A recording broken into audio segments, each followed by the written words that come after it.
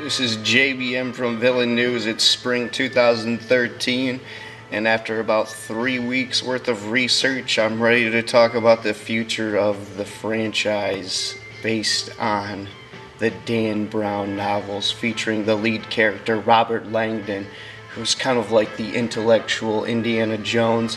I'm so obsessed with this movie franchise, it's not even funny. So let's get down to the news first. Ron Howard, the director of the first two, isn't expected to return. But Sony, who owns the rights to all future Dan Brown, Robert Langdon novels, and there's 3 of them so far.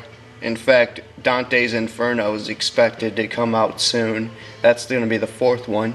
And Dan Brown himself has said in an interview that he has ideas for up to 12 Dan Brown novels.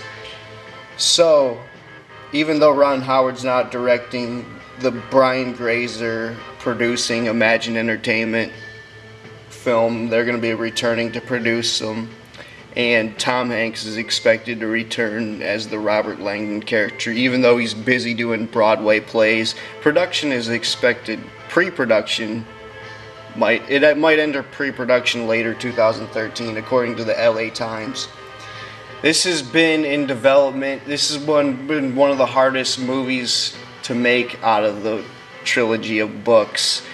Dan Brown himself was once attached to write, but the latest has Danny Strong attached, who is expected to turn in a draft in February 2013.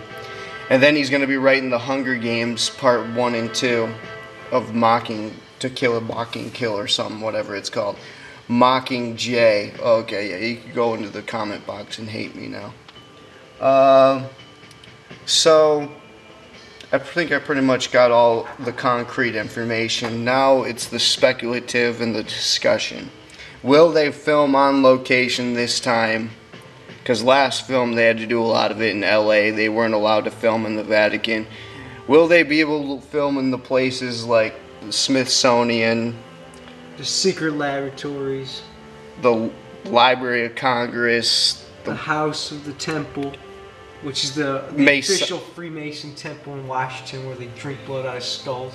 It goes all throughout Washington, and Dan Brown does all these interviews about how he talks about how Washington was constructed to model Rome, and you could get done by the Masons. You could get great architecture in Washington D.C., so it will still be eye-catching. You know, these films are known for their on-location filming, and I would love to see it on location. I listened to the audiobook, just got done with that. Someone thumbs down every single video in the audiobook, and there's like 82 parts. It's hilarious. I was like laughing every time. I don't think the book was as good as the first 2. I give the first 2 an A- for Angels and Demons and an A for the Da Vinci Code, and then people hate these movies. I mean, they aren't just made to be movies, they're more to be books because they're more intellectual and informative, you know? So, like you were saying, someone on YouTube went to every single one, thumbs it down. Yeah, you know the Da Vinci Code has like a 20% or like a 10% rating on Rotten Tomatoes or something, which is a disgrace. And a lot of film critics just absolutely hate it because they can't buy into it. You see, Dan Brown does this thing where he'll I'll tell you what it was. He'll amalgamate history and fiction for the entertainment purposes, similar to how Alexander Dumas did it in the 19th century with his 3 Musketeer novels, and how he incorporated the Man in the Iron Mask. He went off legend and folk tale and drew comparisons from history to write it. This freaking Dan Brown he couldn't do the movie unless he said like in Angels and Demons, where they said no, the Illuminati is just a myth where the main character doesn't believe or whatever. And then there's people all protesting. So you're saying Dan Brown sugarcoated it? There's people protesting all out the movie theories because freaking the Illuminati does exist. I'll tell you what. A lot of research goes into these books. Yeah, and a lot of control and watered downness with Dan Brown for him in order to sell these books. Everyone loves to write their blogs about how it's not historically accurate or whatnot, but I'd love to buy into the story just for the fact of the fiction. It's got the rating it does. Elmid, I'm going to bring on the conspiracy theory enthusiast. You went through a Masonic phase, didn't you? Oh yeah, studying up all the symbols and everything. Paranoia was a regular emotion for you. Well, no, that's just what they say. And you got anything else, or are you gonna be boring? Of course, no. Bottom line, here's the truth about the Masons. They're just they're just a little speck in the number of occults. They're just a division of a sector cult, of the bigger cult, of the higher power cult.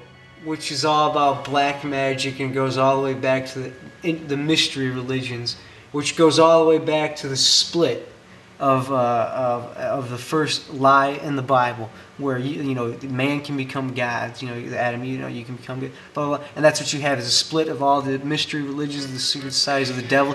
Which is the Jesuit orders and the Freemasons and all of them. Blah blah blah. All of them. They're just a speck, skull and bones. All of them are also a speck of these religions of the devil, voodoo and witchcraft. They're all trying to get that higher power, black magic, and a satanic one world government.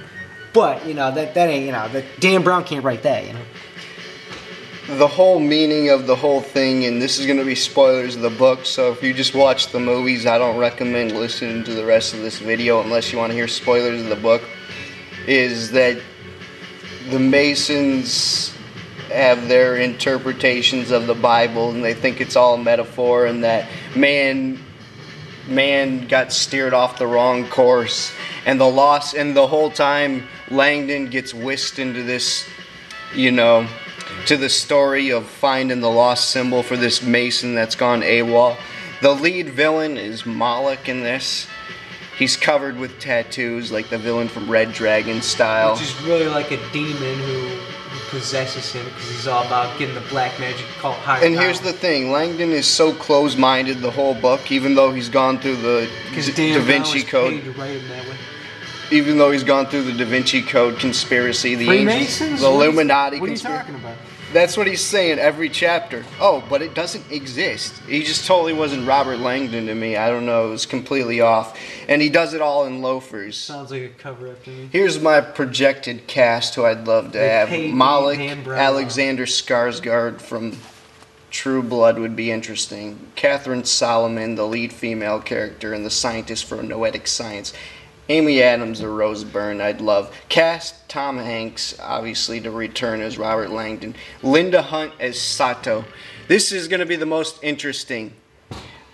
The short lady from Kindergarten Cop I want is Sato. She's got vitiligo. Bush is a Mason and a freaking blood-drinking out of skull guy. He went right for the jugular. That's like the opening scene. Actually, that's what they do in this book. They do like a found footage where Robert Langdon finds this, and he sees like people from Congress and like all other people from Washington who work in the government doing like Masonic rituals. It's insane. Bush is a Freemason and Nazi. Yeah, you can look it up on YouTube. According to YouTube videos where it'll be like, it's the Masonic handshake. This is all just objective information. No. I'm the conspiracy buff, and I can tell you that's actual proof. You can, even Barack. You can look at, they all do the secret handshake, and they all throw up the devil horns, the satanic devil horns and crap. Langdon teaches class with the students. We finally get to see him teach class, and he goes, "Oh, you could see the same Masonic logos in the streets of Washington D.C. Well, you could see the same. We can make the same Masonic logos with the streets in Detroit. Yeah, well, the biggest Masonic temple in the world is in Detroit." That's what he left out. But all this takes place during a Redskins playoff game. The ending, I don't really like. I think I pretty much... And then they even talk about how Langdon almost became a Freemason. He's like, oh, they're the most noble people in the world. But I'm going to become a Freemason. I'm going to become a low-level Freemason. I don't believe in any of the ancient mysteries and tall tales. Here's the truth of the Masons. What they'll do is they'll ask you questions, It'll be like, hey, will you kill, for the Masons, or will you... And what you do is you get filtered out. Only the evil get all the way up to the top, to the Illuminati, which is the secret society within the Masons. And then all the low levels are the ones that are like, oh yeah, we believe in God, but it's your interpretation, and we're good people. It's all about science. But really, it's all about black magic. It's all about furthering the New World Order with all the other secret societies. My favorite scene is when Moloch sits down with Peter Solomon, who's like the curator of the Smithsonian, and it's two 33-degree Masons having a conversation. Best chapter. And I thought it would get better from there, but it really doesn't. But anyway, that was all the information in the podcast done in April 2013. Whoa.